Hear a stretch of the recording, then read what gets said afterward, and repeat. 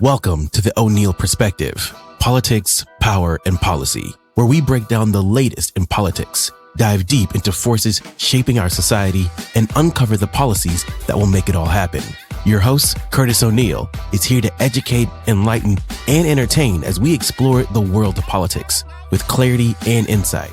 Whether you're a political junkie or just trying to be informed, you're in the right place. Let's dive in.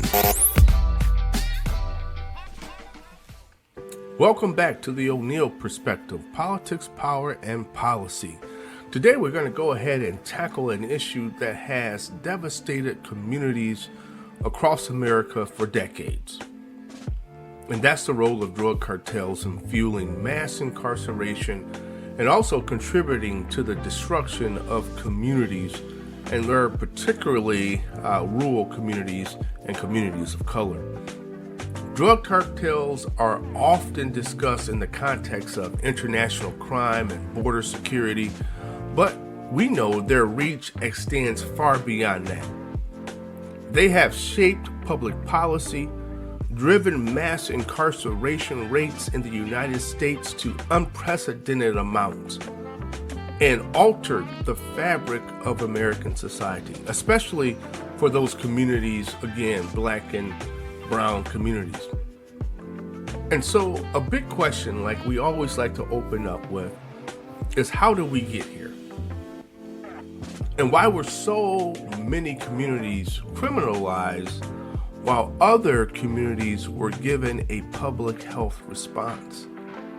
And most importantly, how do we move forward to address these disparities while dismantling the grip that drug cartels have had on this country?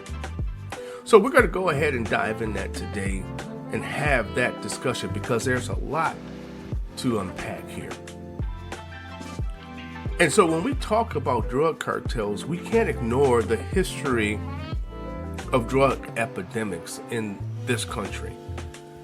We know that in the 1970s, we experienced the heroin epidemic, which was one of the first major crises that disproportionately impacted urban communities. And it was at this time that the Nixon administration launched its famous war on drugs, focusing heavily on prevention and treatment. But it wasn't too long after the announcement on the war on drugs that we started to see a shift from rehabilitation to outright criminalization. And then we experienced in the 1980s that the whole focus on rehabilitation had changed completely. Cocaine was being trafficked in massive amounts by the cartels, but when crack cocaine came on the scene and hit the streets, wow, that was a game changer. And it created a whole new crisis. And we know that the Reagan administration responded by pushing harsh sentences laws, including the Anti-Drug Abuse Act of 1986. And that imposed mandatory minimum sentences. But here's the catch. Crack cocaine, which was primarily found in Black and Latino communities, carried far harsher penalties than powder cocaine, which was more commonly used in affluent and white communities. Now, that's not a coincidence, people. That's policy.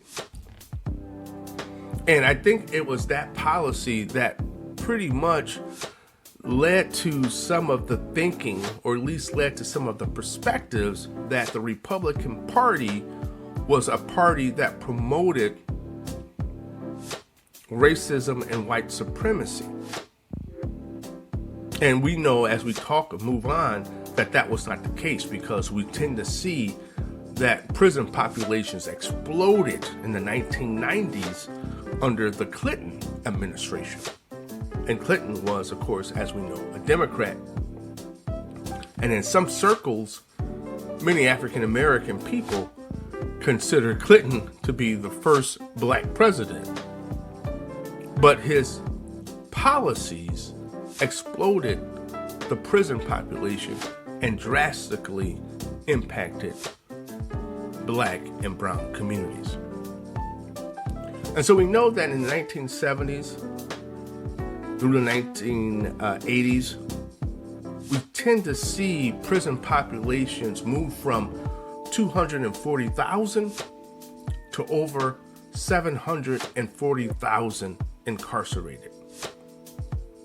That's 300% increase. And it wasn't because crime had skyrocketed. No, that was because drug laws were used as a tool to criminalize instead of rehabilitate. And while urban communities bore the brunt of these policies early on, rural communities were not far behind. In this particular time, in the 1980s through the 90s, we tend to see a lot of jobs disappear and go overseas. And here we have economic hardship setting in.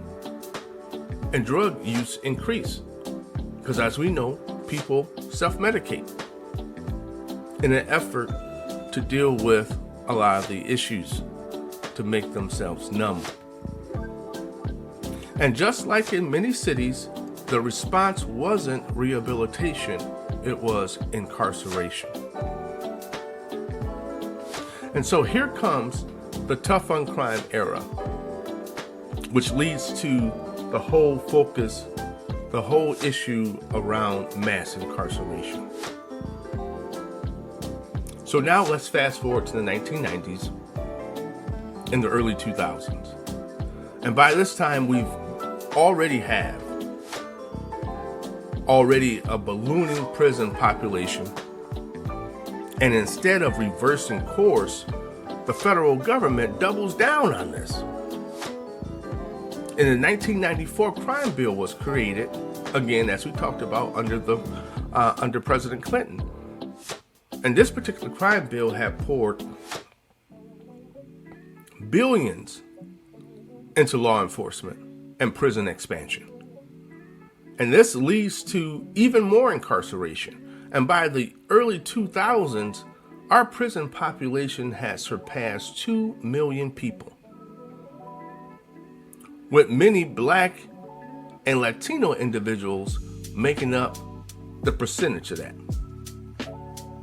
And so during this period, drug cartels have become even more sophisticated. Now they're engaging in trafficking heroin, cocaine, and then comes fentanyl.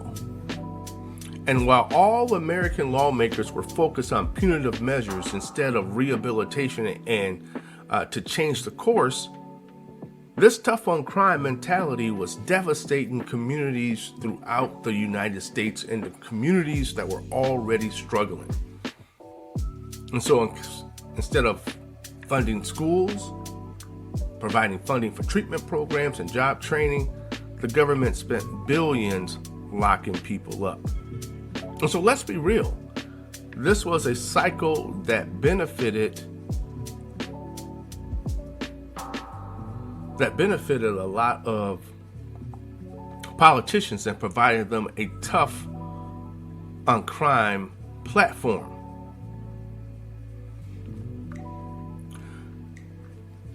And then as we move forward, we tend to experience the opioid epidemic. This was important because this particular epidemic, unfortunately, had shifted policies, had created a shift in the thinking. And so in 2010, we know that the opioid epidemic, it took hold. And again, unlike the crack cocaine epidemic, which was met by a sort of zero tolerance policy and numerous individuals being incarcerated, we know that the opioid crisis, which was affecting mostly white suburban and rural communities, was met with a different response. And so instead of criminalizing users, we started hearing words like public health crises and treatment programs. Now, don't get me wrong. this approach is the right one, right? Because we do know addiction is a health issue, not a crime. But why wasn't this approach, and this is what many people are saying, whether they be black, brown, white, yellow, polka dot, whatever, many people are saying, but why wasn't this approach used during the crack epidemic? And why did it take an epidemic hitting other communities for policymakers to shift their stance? And then there's another question. Where were the drug cartels in all of this? The same cartels that flooded our cities with cocaine and heroin were now fueling the fentanyl trade. And yet instead of targeting the cartels, many policymakers kept focusing on small-time drug dealers and users. And then, of course, all that did was perpetuate the same failed policies, thus placing the burden on the American taxpayer. And so we know there are things that need to change. So where do we go from here in an effort to break this cycle? And so I wanted to focus on my 5 perspectives, and solutions to address the drug cartel crisis and the impact on American communities. And I'm talking about all communities. So when we look at everything, we want to be able to talk about real solutions, because we know that we know what the problems are, and that they're not unsolvable. We just need the willpower and the right strategies to make change happen in this country. So my key takeaways or my perspectives are this. Number 1, we need to treat addiction as a public health issue, not a criminal one. And I think we as a country are moving in the right path to that. And of course, for too long, addiction has been viewed as a crime rather than a disease. And we're investing in comprehensive community-based rehabilitation programs, and many of our correctional facilities are engaging in medical assistant treatment that are known as MAT programs. And these programs focus on mental health treatment and reintegration into community. So instead of locking people up for substance use, we are providing accessible treatment options and educational programs around the opioid crisis response. And that has shown positive action for these issues, thus lowering the incarceration rates and providing higher recovery rates. And so we need to continue to apply this across the board, ensuring that all communities have access to the same level of support.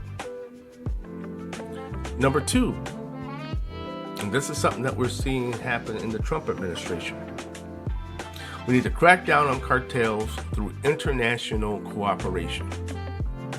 And the great thing we know is that the United States is doing this and moving forward in the right direction, but the United States can't fight this thing alone.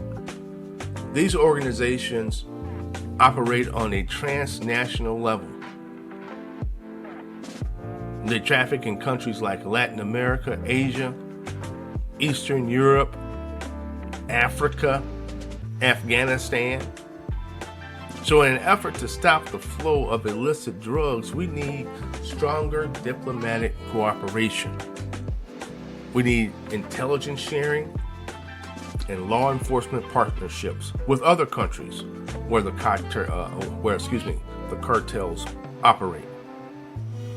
More importantly, rather than just deploying military force, we should invest in economic development initiatives in these countries, in the countries in which I just named, especially the United States, in an effort to reduce the need for illegal drug production and trafficking.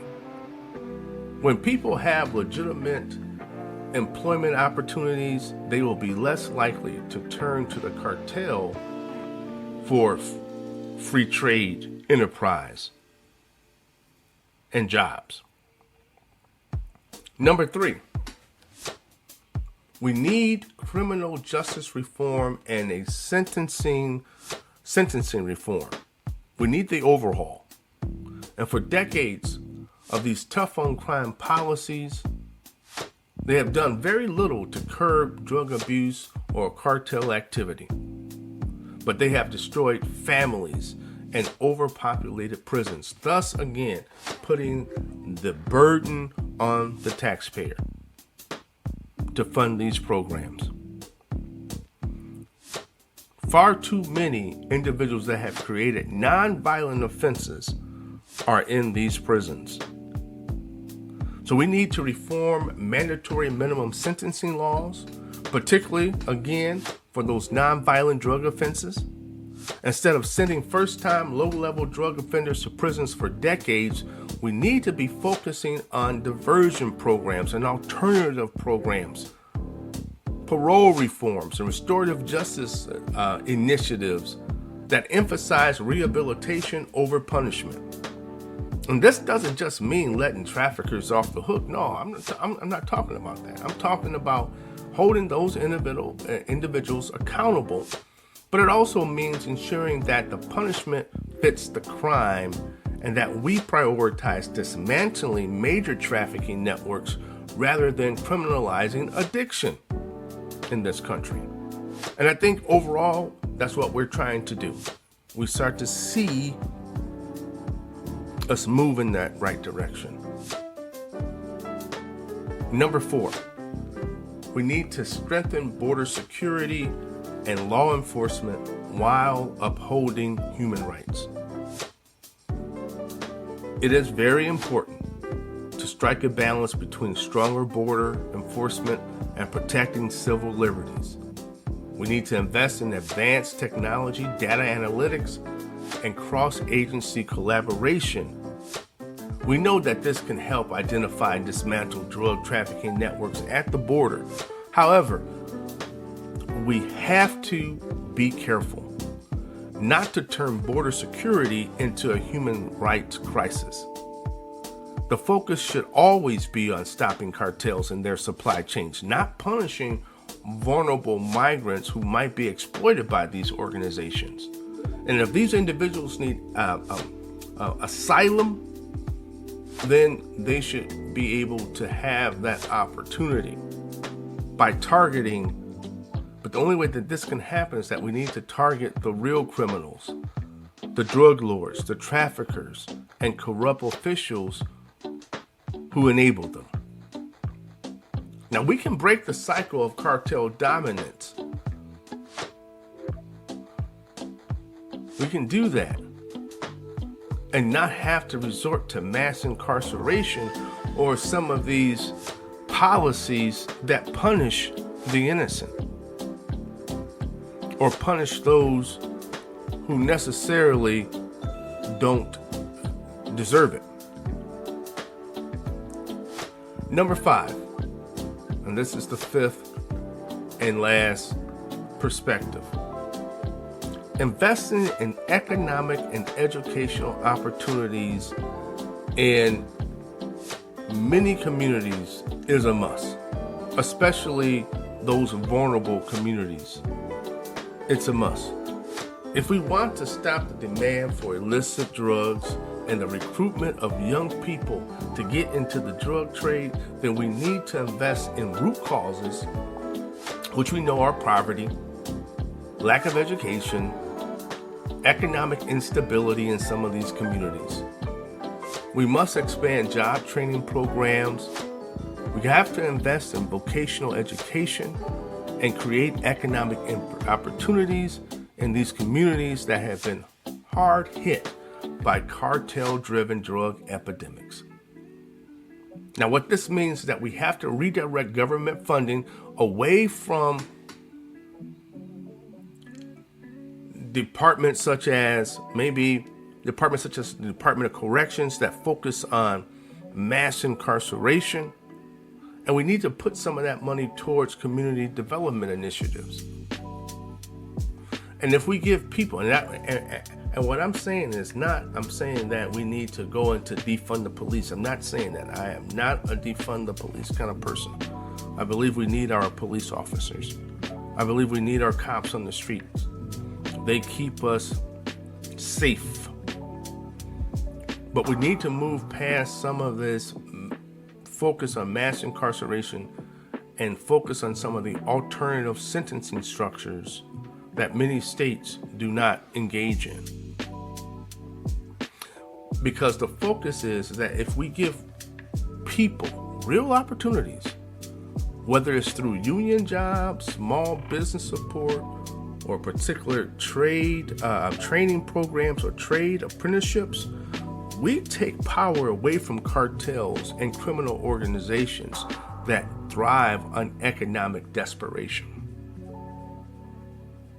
We need to focus on that. And so those are my 5 perspectives in an effort to address a lot of these issues. So here are my closing thoughts. The bottom line is this. If we're serious about stopping the drug cartel crisis, we need to rethink our entire approach. We spent decades reacting to the problem with failed policies. But what if we proactively tackle the root causes instead? That we treat addiction as a health crisis and not a crime. We work with international allies to disrupt cartel networks. We reform the justice system to focus on rehabilitation over mass incarceration. And that we reinforce smart, fair border security to stop traffickers. And then lastly, we invest in communities to break the cycle of poverty and crime. When we shift our focus from punishment to prevention, we start winning this fight, not just for one community, but for all communities. And I think that is so important. So with that, I would like to leave you and say that I hope you enjoyed this particular podcast episode of the O'Neill Perspective, Politics, Power, and Policy. I want you all to make sure that you subscribe, share this podcast, and let's continue these important conversations. So until next time, I want you all to stay informed, stay engaged, and let's fight for real change. Thanks so much. That's all for today's episode of The O'Neill Perspective, Politics, Power, and Policy. I hope you learned something new, got inspired, and maybe had a little fun along the way. Don't forget to subscribe, share, and join us next time for more thought-provoking conversations. Until then, stay informed and stay empowered.